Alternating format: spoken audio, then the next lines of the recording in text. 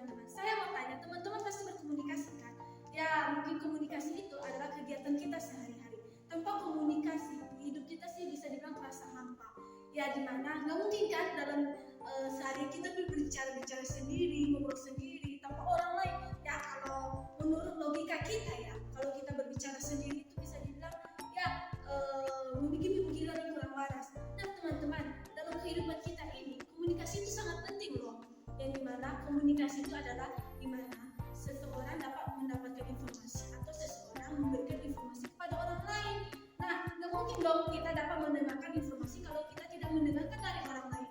Nah, teman-teman, sekarang saya akan menjelaskan tentang komunikasi antar pribadi. Yang dimana komunikasi antar pribadi itu adalah komunikasi yang terjadi individu antar individu yang bisa dilakukan secara formal maupun non formal, secara tatap muka ataupun tidak secara tatap muka.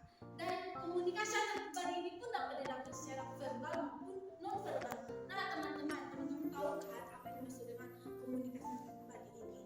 Komunikasi antar pribadi ini sering dilakukan dalam kehidupan sehari-hari. Contohnya saja, kedua orang tua kita itu berkomunikasi yang dimana hanya terdiri mereka berdua, yaitu ayah dengan ibu.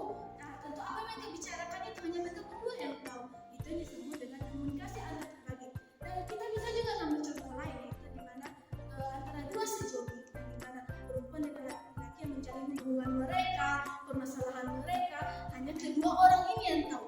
Nah, teman-teman, selain komunikasi antar pribadi tatap muka, dapat juga dilakukan dengan tanpa tatap muka, teman-teman. Misalnya kita yang berada dalam keadaan jarak yang jauh dengan orang tua kita. Misalnya ini teman-teman, seperti saya berada di Semarang, yaitu di Jawa Tengah. Orang tua saya berada di Nias. Nah, cara saya berkomunikasi dengan orang tua saya itu dengan cara menelpon mereka, teman-teman. Nah, dengan cara kita menelpon orang tua kita berbicara, kita curhat kepada mereka, itu telah disebut dengan komunikasi antar pribadi.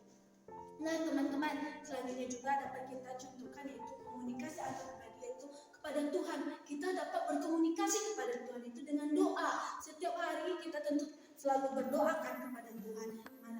Sebelum makan kita berdoa, sebelum melakukan aktivitas pun kita berdoa kepada Tuhan. Itu telah disebut dengan komunikasi antar pribadi, yang dimana apa yang kita bicarakan dalam doa, apa yang kita curhatkan, itu hanya kita dengan Tuhan yang tahu. Itu adalah contoh komunikasi antar pribadi kita kepada Tuhan tanpa tatap muka, yaitu dimana dalam hati yang teduh kita berdoa kepada Tuhan. Nah, teman-teman, sekianlah hasil penjelasan saya tentang komunikasi. Dan teman-teman, gunakanlah komunikasi Anda secara baik. Gunakan bahasa yang bagus, gunakanlah metode yang lebih bagus lagi.